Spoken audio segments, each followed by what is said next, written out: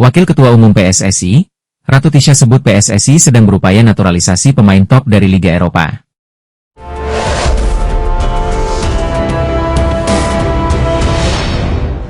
Wakil Ketua Umum PSSI, Ratu Tisha menyebut bahwa pihaknya tengah berupaya untuk menaturalisasi seorang pemain keturunan Indonesia yang berstatus top dari salah satu Liga Eropa. Ini pemain top, termasuk pemain hebat, kata Ratu Tisha kepada Antara di Jakarta. Namun, Ratu Tisha belum mau memberitahukan siapa sosok pemain yang disebutnya akan menjadi kejutan jika berhasil dinaturalisasi menjadi WNI itu. Yang jelas, dia menyebut bahwa sosok tersebut merumput untuk salah satu klub Eropa dan posisinya bukan bek.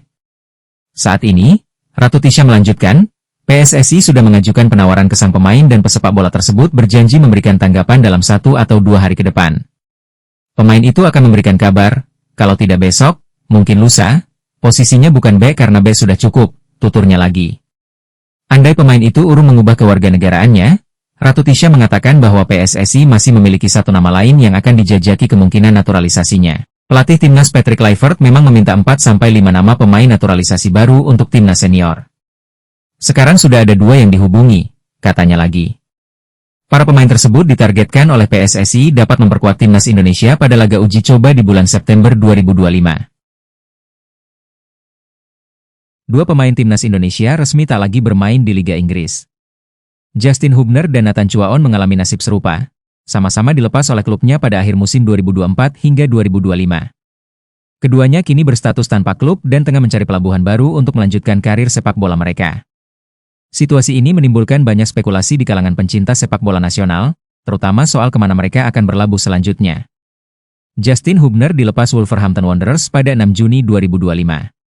Meskipun pengumuman resmi tidak menyebut nama secara langsung, foto perpisahan dari akun Instagram Wolves menunjukkan bahwa Justin termasuk di antara 8 pemain yang keluar. Wolves hanya menyampaikan ucapan terima kasih dan harapan terbaik untuk masa depan pemain-pemain tersebut.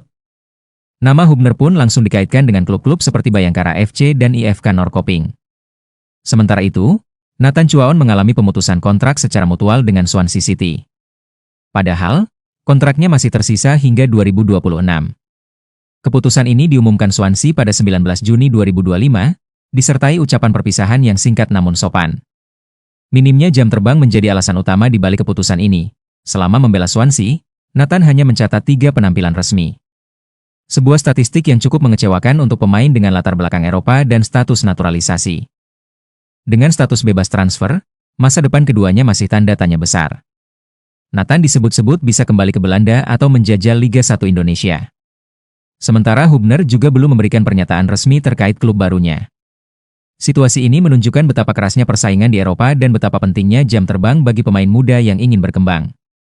2 pemain ini kini berada di persimpangan penting dalam karir mereka, dan publik Indonesia menanti kabar selanjutnya.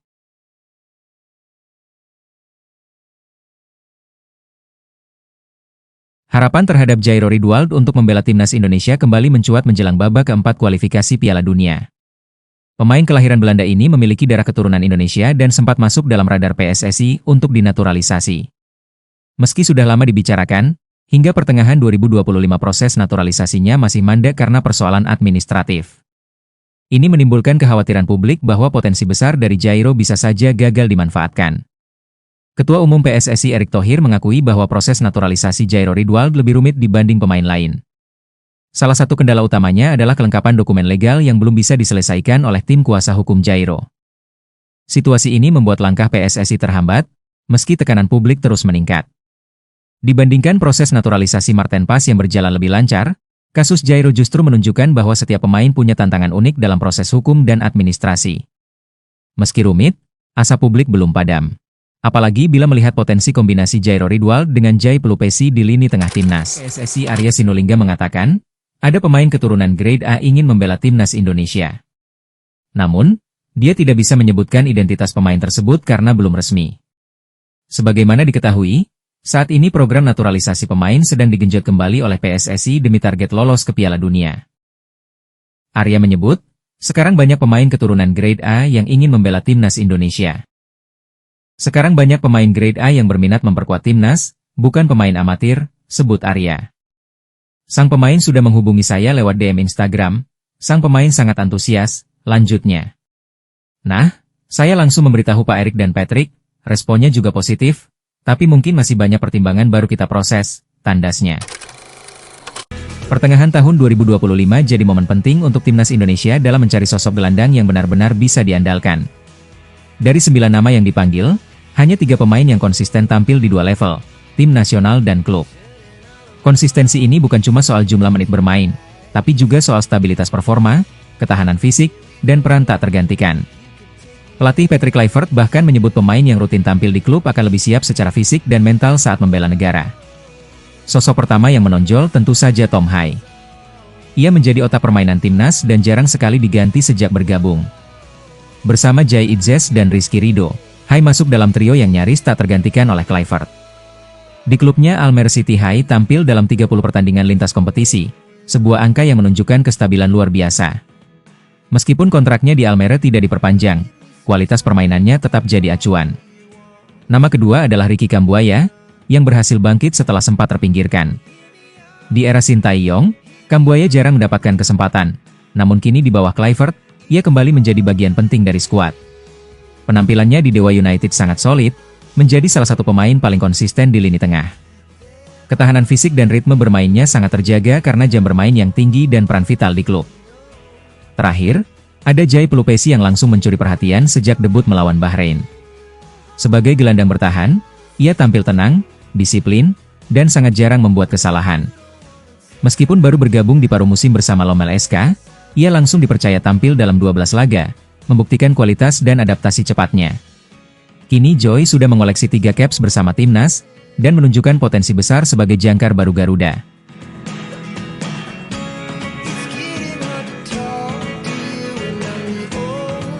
Timnas Indonesia menghadapi tantangan berat di babak keempat kualifikasi Piala Dunia. Sebagai satu-satunya negara non-Arab di grup, Indonesia akan melawan 5 negara Timur Tengah yang dikenal punya gaya bermain keras dan penuh trik psikologis. Bukan hanya teknis yang jadi fokus, tetapi juga mental pemain Indonesia benar-benar harus siap. Mantan pemain timnas, Supriyono Prima, memberi peringatan keras soal ancaman non-teknis yang sering muncul saat menghadapi tim-tim Arab.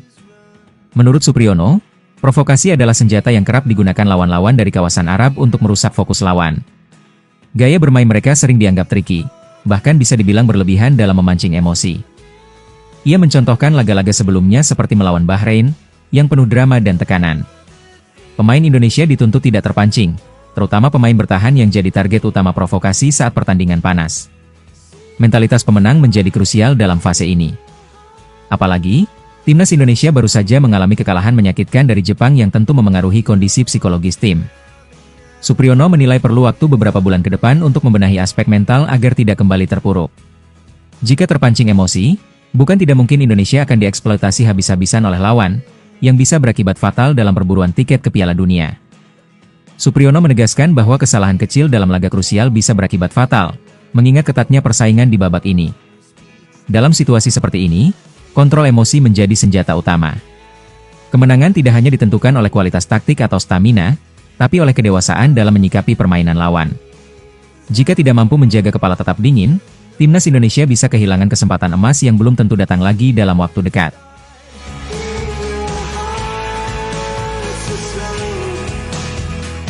Indra Syafri buka suara soal peluang timnas Indonesia di putaran keempat kualifikasi Piala Dunia.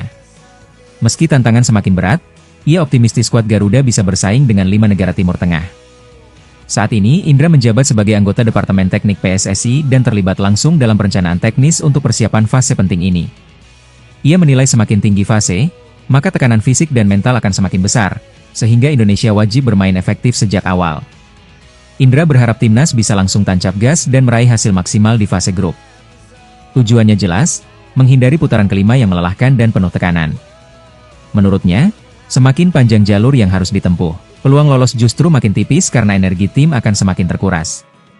Ia menekankan pentingnya menyelesaikan misi di putaran keempat tanpa perlu babak playoff antar konfederasi, yang dinilainya sebagai jebakan psikologis dan fisik bagi tim.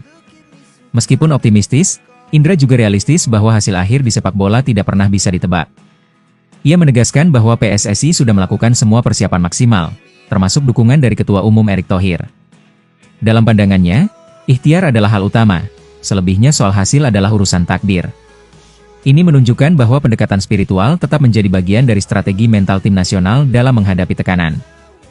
Putaran keempat akan menggunakan sistem round robin dan digelar antara 8-14 Oktober 2025. Timnas Indonesia akan bersaing di antara nama-nama besar seperti Arab Saudi, Qatar, Uni Emirat Arab, Irak, dan Oman.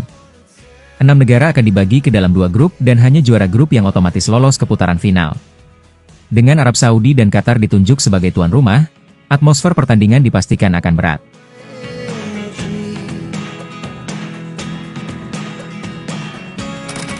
Satu lagi pemain diaspora yang kemungkinan bisa memperkuat timnas Indonesia. Salah satu nama yang akhir-akhir ini ramai dibicarakan adalah Ki-Jana Hoever, bek kanan energik dari klub Prancis, AZ Auxerre. Ki-Jana Hoever, siapa dia sebenarnya? Pemain kelahiran Amsterdam, Belanda 18 Januari 2002. Dari Akademi Ajax Amsterdam hingga akhirnya berseragam AZ Auxerre, kisah Ki-Jana patut kita telusuri lebih dalam dan semoga bisa perkuat timnas Indonesia. Profil Ki-Jana Hoever sebagai pemain muda berbakat yang kini bermain di salah satu liga top Eropa, Wolves dan sedang dipinjamkan ke klub Prancis, tentu akan menarik perhatian banyak penggemar sepak bola tanah air. Potensi untuk dinaturalisasi dan membela timnas Indonesia menjadi perbincangan hangat di media sosial dan kalangan pecinta sepak bola. Mari kita kupas lebih detail perjalanan karirnya hingga saat ini. Sebelum bermain di Premier League dan Liga Prancis, Ki-Jana mengawali karir sepak bolanya di Akademi Raksasa Belanda, Ajax Amsterdam. Meski tak sampai menembus tim utama Ajax, pengalaman di sana jelas menjadi batu loncatan berharga dalam pengembangan karirnya. Proses pembinaan di akademi tersebut terbukti membentuknya menjadi pemain yang tangguh dan disiplin. Meski masih tergolong muda, Ki-Jana telah menunjukkan performa yang cukup impresif di lapangan. Sebagai bek kanan, ia memiliki kecepatan dan stamina yang baik, serta kemampuan bertahan yang cukup solid. Kemampuannya dalam membantu serangan dari sisi lapangan juga menjadi nilai tambah. Kabar mengenai potensi naturalisasi Ki-Jana Hoever untuk memperkuat timnas Indonesia tentu saja menjadi kabar gembira bagi para penggemar sepak bola tanah air. Kehadirannya diprediksi dapat memperkuat lini pertahanan timnas Indonesia. Dengan usia yang masih relatif muda, Ki-Jana masih memiliki potensi untuk berkembang lebih pesat. Jika dinaturalisasi, ia akan memiliki kesempatan untuk berkontribusi jangka panjang bagi timnas Indonesia. Tentunya, proses naturalisasi ini memerlukan beberapa tahapan dan persyaratan yang harus dipenuhi. Profil singkat Ki-Jana Hoever. Nama lengkap Ki-Jana Delano Hoever, berusia 23 tahun, tinggi 183, keturunan Indonesia Belanda dan Suriname, posisi bek kanan, kaki dominan kanan, harga pasar 86,91 miliar. Pemain keturunan Indonesia Belanda dan Belgia, Pascal Struijk baru-baru ini bikin heboh pencinta sepak bola tanah air. Sebab banyak netizen tanah air yang menilai pemain yang kini memperkuat klub Inggris, Leeds United tersebut mulai tertarik untuk memperkuat timnas Indonesia. Sejatinya Pascal Struijk belum memberikan pernyataan yang pasti. Hanya saja postingan terbarunya di Instagram Stories, mengenai dirinya yang sedang asyik menyantap makan malam di restoran Indonesia seakan memberikan harapan untuk netizen tanah air. Harapan itu terkait Pascal Struijk yang mulai tertarik dengan Indonesia.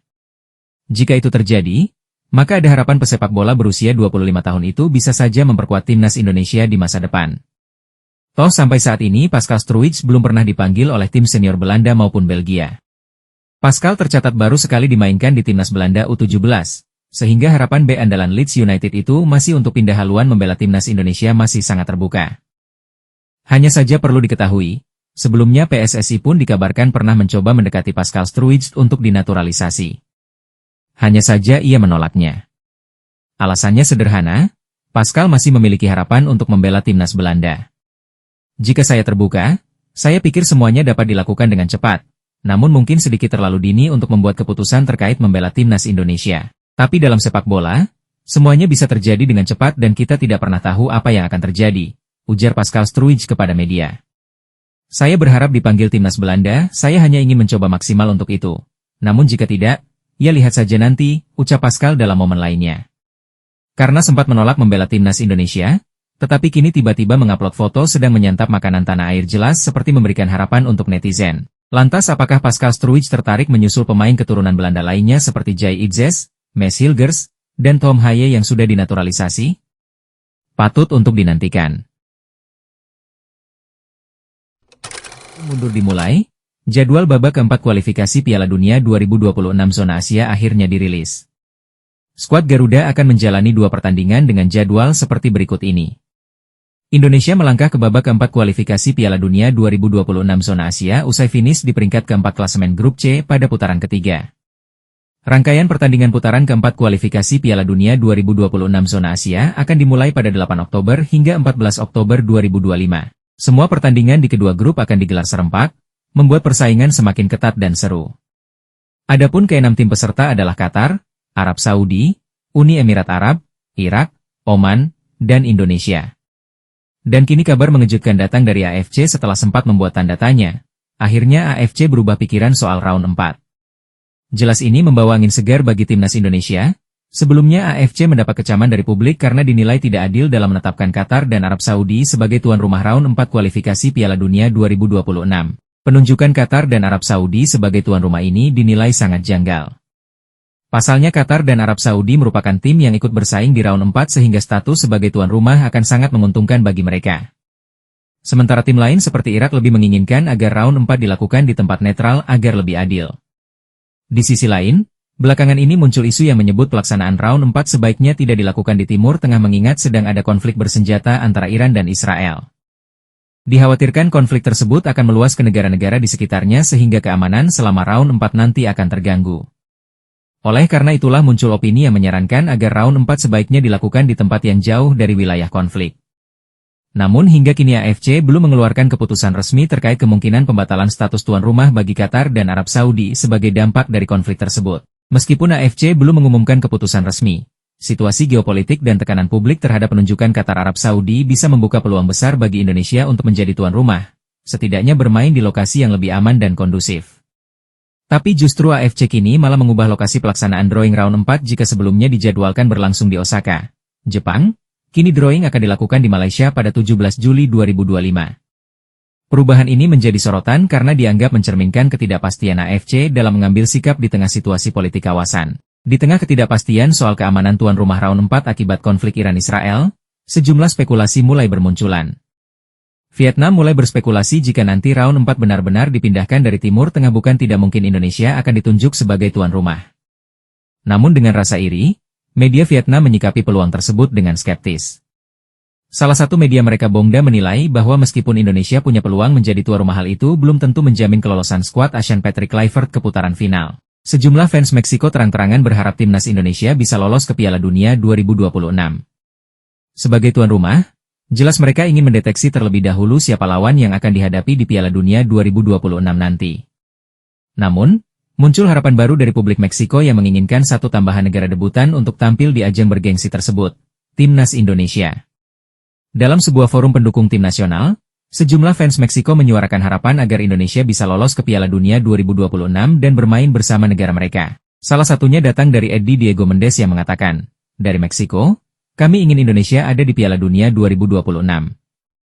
Pelatih asal Belanda, Alex Pastoor, menyampaikan pesan motivasi melalui akun Instagram pribadinya tak lama setelah Indonesia dipastikan lolos ke putaran keempat kualifikasi Piala Dunia 2026 zona Asia.